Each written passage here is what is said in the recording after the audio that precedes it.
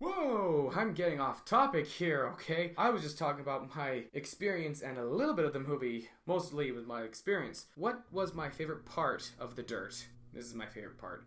When Tommy tells us his experience on tour, what it's like during the Girls, Girls, Girls tour at the peak of their popularity in the late 80s, 1987, and during the Girls, Girls, Girls tour, talked about, what it was like being on tour, and then the party that follows, and then waking up to 5 o'clock p.m. and then getting ready for the show. And just that scene by itself is just enough to get you, woo! It makes your adrenaline go through the roof. Went to work after watching that, and oh man, the energy that I had from after watching that scene was unbelievable. Oh my goodness, that scene from The Dirt really pumped up my adrenaline.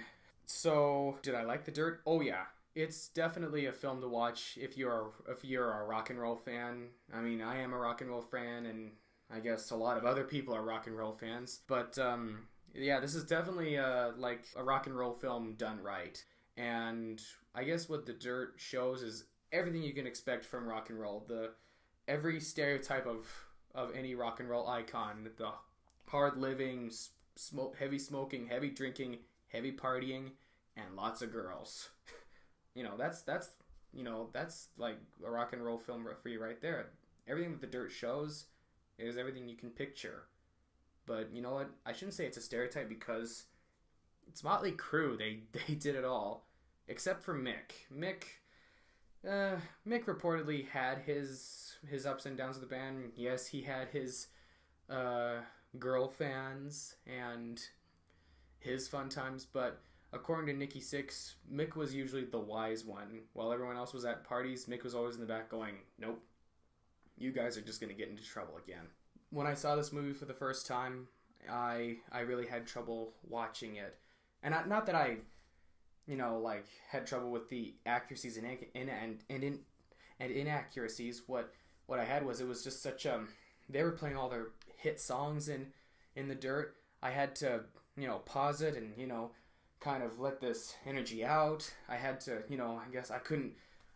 It's just a movie that makes you restless.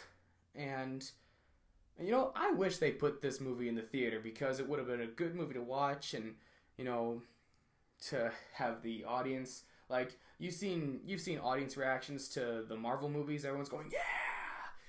I wish they had that in the theater. That way I could have that same experience, except as a rock and roll film, So, but I guess it's a good thing that they had it on Netflix because I could just pause it when I needed to and just, calm down, or just, go backwards a couple times and just really, just hear the music and just get into it. So, how I rate The Dirt? Well, it does have its inaccuracies, but despite that, I had a blast. It was almost as good as watching the Mötley Crüe film The End, which was released back in 2016, which is my favorite film of 2016, by the way.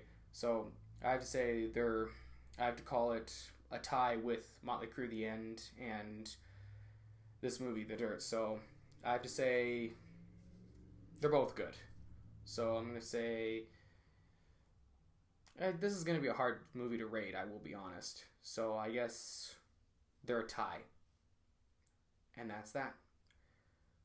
Would I recommend this for people who are new to rock and roll? Oh yeah, for sure. And definitely it's worth watching.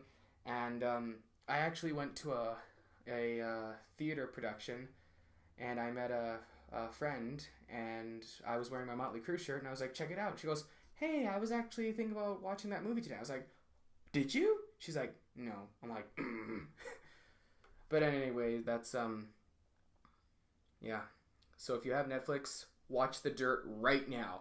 But if it's before bedtime, no. If it's, say, early in the morning, yeah, it's worth watching early in the morning. Definitely wakes you up. And would you watch it for a movie night? Yeah. You should watch it for movie night.